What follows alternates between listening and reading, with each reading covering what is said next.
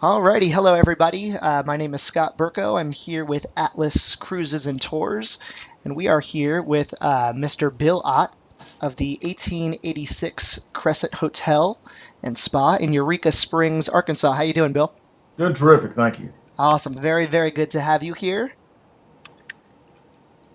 And we are quickly approaching Halloween season, and we figured after doing research on haunted places around the country that you guys have been dubbed the most haunted hotel in America. Can you tell us a little bit about that? Sure, we've have been up there in all the lists coming up, and so we felt like that we indeed were America's most haunted hotel.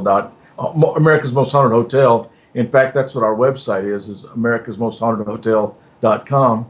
And then I'd say probably about 3 years ago, we had the honor of being on 1 October, practically on the same day, being picked the number one by both TripAdvisor and by Yahoo.com.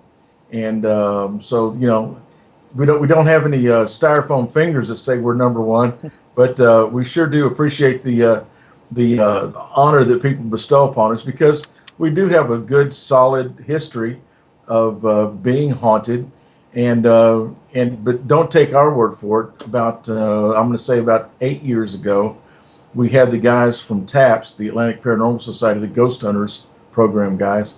They came and did a full investigation in our hotel. They caught a full-bodied apparition down in our morgue, and I'll explain that later because not many hotels, I don't think, have a morgue. But down in our morgue, and they referred to seeing that full-bodied apparition as the holy grail of ghost hunting.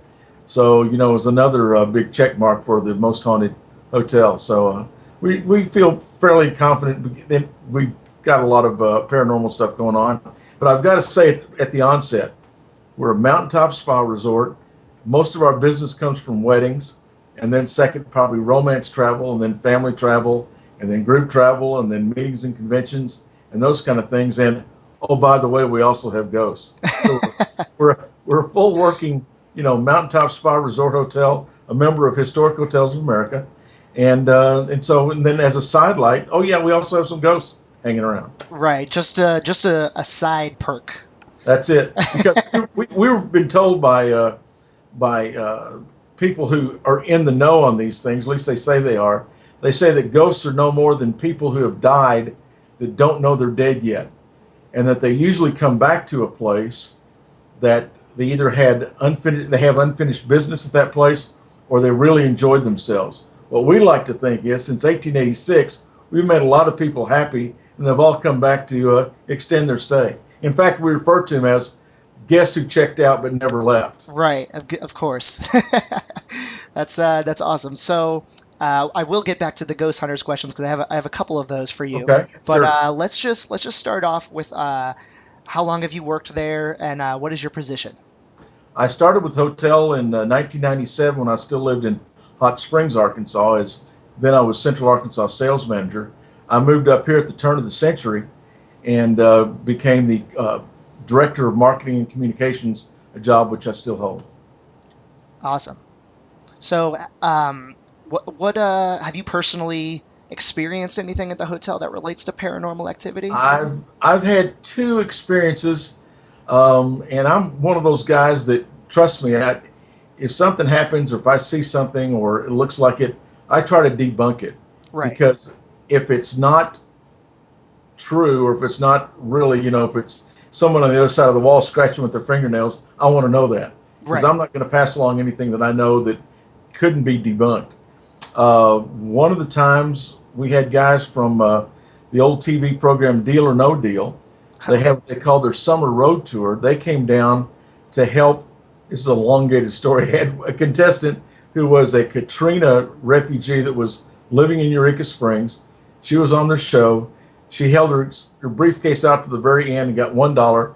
And at that time, she was the lowest winning person in the history of Deal or No Deal. Wow. And they said, tell you what, since you didn't win any money, you decided to move back to New Orleans, we'll come up there and move you. So I get a call from their producer. They say, can our guys come down, stay in your hotel, a little ghost hunting for the move? I say, sure. So I go and pick them up. They were in their pajamas about 10:30, which is pretty weird anyway. And we started walking around the hotel, and then we got into the Crystal Ballroom, which is the place where the grand opening of the hotel was back in May of 1886. And I explained to him that one of the sightings there was seeing men and women in Victorian clothing dancing around in the Crystal Ballroom. So I no sooner got that said, and you know, you've heard a laugh track. It kind of fades up and fades down. You have raucous laughter in between. Well, this sounded like someone cut into a laugh track, cut out of a laugh track after about 25 or 30 seconds of this raucous laughter. I looked at them, they looked at me, and I said, "Did you guys hear that?" And I said, "Yes." Went back in the kitchen. Nobody in the kitchen. Obviously, there was nobody in the ballroom but us. Went out in the lobby. No one was there except for the night auditor, and he didn't have a happy look on his face. There was nobody standing outside, and I checked, and there were no rooms up above us. So that was as unexplainable as I can get. The other thing was we had a TV show come in here called My Ghost Story. They've been here twice. The first time they came, they went on the ghost tour. We're taking was shooting video. We got down to the morgue, and as we were leaving the tour, the cameraman said, "Do you mind if we go back down to the morgue and shoot a little more video?" And I said, "No, why?" And he said, "Well, when I was down there, I saw this bright green light go across my viewfinder. I slowed it down. It was this huge green orb." I said, "Sure." So we went down there, and they wanted all the lights turned off. They had these two little funky kind of LED lights they were using, and he was videotaping. And he said, and he's a paranormal expert, by the way, from California, who was doing the videography work. He was standing in the doorway where that full-bodied apparition was caught by taps, and said, "Okay, I know there's a spirit down here. Just want to let you know we're not here to hurt you. We're not here to bother you. And I don't know if you're Michael, who is one of our more famous ghosts. I can tell you more about that later. But I don't know if you're Michael or who you are, but if you would be so kind as to, when I pound on this wooden door, which was just to his left, 3 times, would you give us a sign that you're here?" Well, since 1997, since I went to work for the hotel, down there that's also used as a maintenance overflow area, there's a piece of steel probably about 6.5 feet long, about 3/8 of an inch thick, about 4 inches wide, flat on one side, scalped on the other, hanging on a crude hole on a nail, hanging straight down. I never saw this thing move. I mean, it's a pretty good chunk of metal. And he no sooner pounded on the door the third time, this thing started swinging back and forth in about a 12-inch arc. Wow. And you know, if you've ever been to let's say a playground, you've gotten a swing, you swing out, swing and go back and forth, but eventually gravity will make it slow down and stop. Well, this thing kept swinging and kept swinging and kept swinging, and did that for more than an hour. And what was kind of unique about that was whenever the guy who had said that walked over to where he had originally said it, the thing didn't go back in a straight arc. It kind of went in an ellipse. Wow. So it was, and I felt above it. I didn't feel any vibration. I tried to feel for wind. There was nothing there.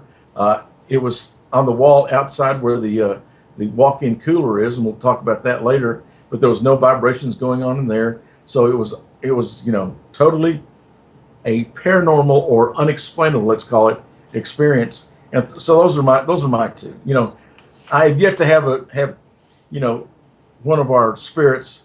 And by the way, I always like to tell people our ghosts are very Casper-esque. They're all very friendly. But I've never had one of them come and shake my hand and say, "Hi, Bill, how's it going? It's good to see you again." But that's just a matter of time. Right, of course, yeah. Well, and you were talking about the crystal ballroom. Yes. And I read something where there's another spirit, I guess, where people will see a man at a table waiting for a woman to join him for dinner. Is that Yes. true? Yeah, he sits over when you enter the ballroom, over to the right in the corner, in that right by one of the bay windows that overlooks what used to be the front of the hotel. Now it's the back of the hotel. Right. Is sitting there and just minding his own business. People go up and say, "Sir, can I help you, or do you want something?" He'll say, "No, I'm just waiting for my fiance." And the story goes, he was there to get married. His fiance left him. Oh, wow. So his unfinished business is back there going, "Where have you been? I've been waiting for you for 125 years." Okay.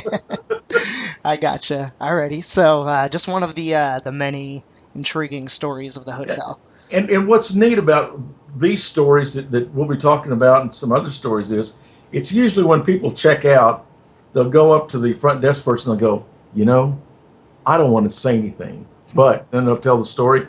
And that's the same story that was told to them 2 weeks ago, Right. 2 months ago, 2 years ago. So the repetitiveness of these stories, especially in specific rooms, gives it credibility. Because one thing I want to make perfectly clear, I, as the communications guy for the hotel, never say we're a haunted hotel. I say we have reports of paranormal activity that would tend to make one believe that we could possibly be a haunted hotel. Because we don't want anyone to ever be disappointed for coming here and going, well, I didn't see nothing, I didn't hear nothing. Right. So it's all for fun anyway. I gotcha. Okay. But of course, there is that certain group of people looking for that kind of thrill. So you guys Exactly. obviously can provide that with your. You guys have ghost tours. You guys have a show that happens on Halloween that is very Yep. very popular. But so let's talk a little bit about the history of the hotel. Okay. The construction of the hotel began in 1884, was finished by 1886. But Yep. of course, in the middle of those 2 years is one of your guys' most famous stories, which is of Michael, who was a worker. He was a Irish stonemason. stonemason. Yes. Yeah. And so, can you tell us a little bit about Michael and any stories you've heard about him? Sure. The hotel was built out of natural limestone that was quarried from about 10 miles from here on the White River and brought, by the way, to the hotel on horse-drawn wagons. It was, to me, I kind of like see the building in the pyramid, so to speak. Right. But so he was here. Michael was said to be a ladies' man. Like I said, the front of the hotel is now the back of the hotel, but that's where the road came up from the railroad station that brought guests on the tallyhos up to the front of the hotel. Well, story goes there was an attractive young lady walking up Crescent Drive, and he was leaning over trying to get a better look at her and lost his balance and fell to his death in what is now the footprint for room 218. So Wow. we call that Michael's room.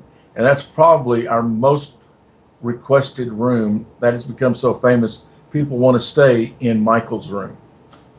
Very, very, very interesting. And uh, some of the things he does is one lady said she saw Michael reaching out of the mirror, right. just to kind of say, I guess, pinch on the cheek. Right. And the ladies have been patted, and they also feel themselves in their bed being touched, or someone sitting on the edge of the bed. So yeah, Michael's a ladies' man. Okay. So if you want the true most likely ghost slash sleeping experience, 218 sounds like a good choice. 218 is one of them. Yeah, Okay. sure is. Yeah, there's I mean, all reports have said that he likes to play with the lights, the TV, the He does. doors. He People have does. heard One of people. the ladies, I got a picture from one lady that said that she'd set her uh, clock radio to come on at a certain time, and when it went off, it was pulled out upside down, laying between the two, laying next to the bed where she was, and she was the only person in the room. She said, "Unless I walk in my sleep, I have no idea how it got there since all the doors were locked." Oh wow, is that I'm not sure. Is that the same room where there's been reports of you unpack your bags and then you wake up and your bag is all packed against the door? No, that would be Theodore's room. That's Okay. 419. Oh, okay. Theodora was a patient when this hotel was bought in 1937 by a guy named Norman Baker and turned it into a cancer curing hospital. He killed more than he cured since he didn't cure anybody because he was a charlatan. Right. But Theodora was not only one of the patients but also helped out in the hospital. So she is seen standing outside her door with her little purse, fumbling around in it, and people say, "Can I help you?" And they'll say, "No, just looking." She'll say, "No, thank you. I'm just looking for a room key." He'll turn around and look back, and she'll be gone. But she is indeed the one where she doesn't like you. You'll Mhm. check into that room for some reason. The karma's not there for her to like you. She wants you to get Uh, out. yeah, she'll pack your bags and put them up against the door, and that happened to the guys that were here from the ghost hunters. Yes, that's They what I didn't saw. pack their bags, but they put his computer bag up against the door, and he couldn't get in for that. So, Right. yeah, Theodore's like that. Okay. Let me while we're on what the ghost hunters did, let's I just have a couple questions about that. We can Okay, get that sure. out in the open. When was that episode filmed? I want to say it was It, 2005. I think 2006. it was earlier in the Ghost Hunters Yeah, series, right? yeah, yeah. Yeah. Yeah, I think it was their third season. Okay. Okay, gotcha. And do you know? I'm not sure because you were around, you were working there at that time, Yeah, right? sure was. Okay, so um what was the hotel empty, or did they anything like that? Was anything No, changed from that? we've never had any of these guys that come in to do these TV shows or do these investigations where the hotel's been empty. Because, like I said, we're primarily a resort hotel, Right, of course. and by the way, we also have ghosts. So what we do with them, despite the wonderful publicity these shows get us, they have to agree that they cannot be invasive at all on our guests who are there for a resort, vacation, or God forbid, of someone having a wedding and they interrupt that. So Right. they've been very, very respectful of that for us. Okay, And that's very so nice. no, the hotel's always been had people in it.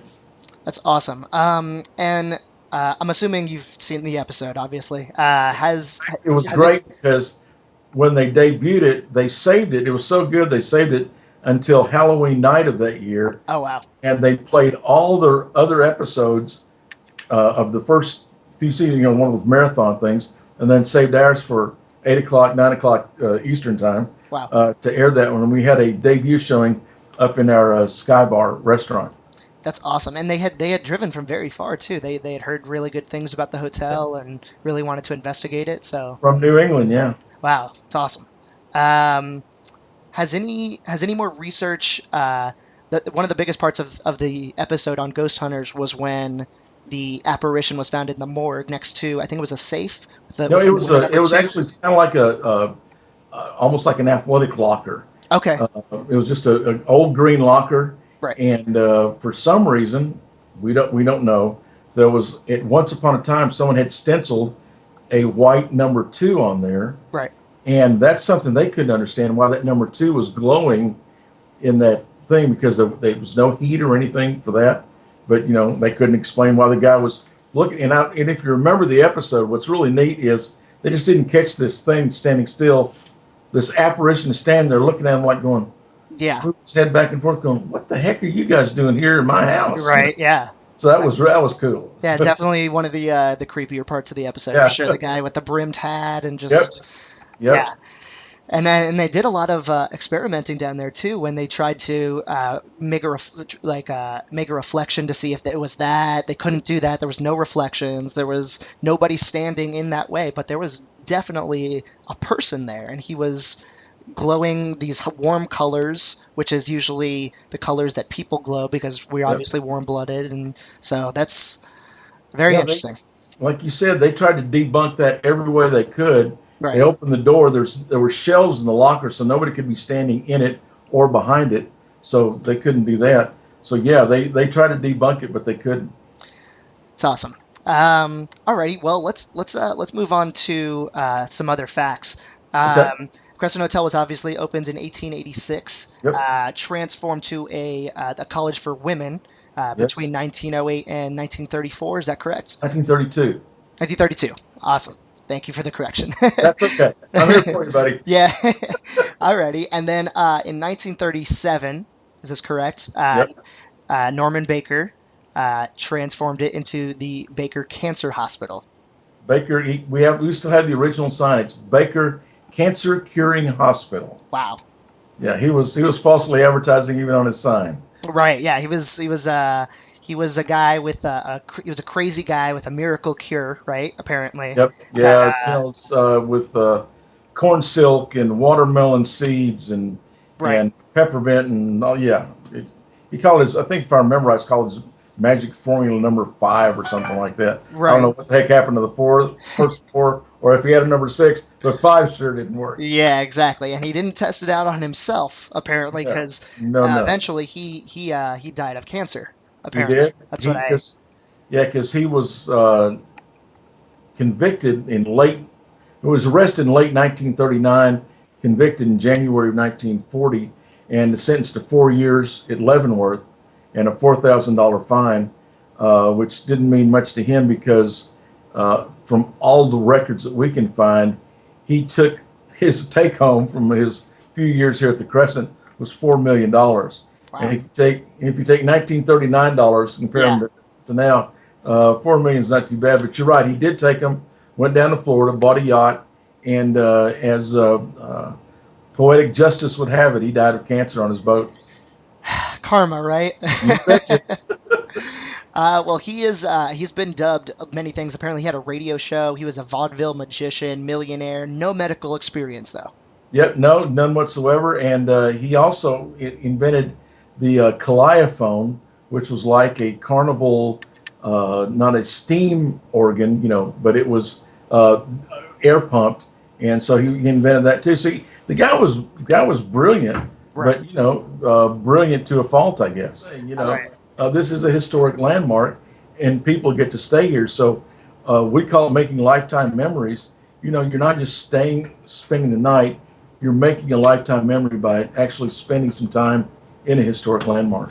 That's awesome. So, just to wrap things up here, is there any well, besides the fact, is there any last things you would like to say? Is there any specific reservations that can be made since this is a Halloween and paranormal based video? Is there any recommendations as to booking specific paranormal stays? Like, Yes, yeah. okay, You already mentioned that the popularity of Sean Paul's show on Halloween. mhm, Those tickets can be obtained by going to his theater's website, which is Intrigue Theater, Theater, .com, and so you can get your tickets for that. The tickets for the ghost tours can be at Reserve Eureka, and it's those two words just crammed together.com. And we encourage people, if they want to come Halloween, to get their tickets early, because even when we do 10, 12, we've done as many as 15 ghost tours on Halloween, wow, there's still an X number that we can do. And one thing we will not do is we won't overload a tour. right, Take 24, 25 max on a tour, because if you put many more people on that, you're not going to have an enjoyable, time. right. You're not going to be able to hear. You're not going to be able to see. So we refuse to make the tours any bigger than 24, 25 people, counting the tour guide. So they can go online at reserveeureka.com and get their Halloween ghost tour tickets, or anytime during October.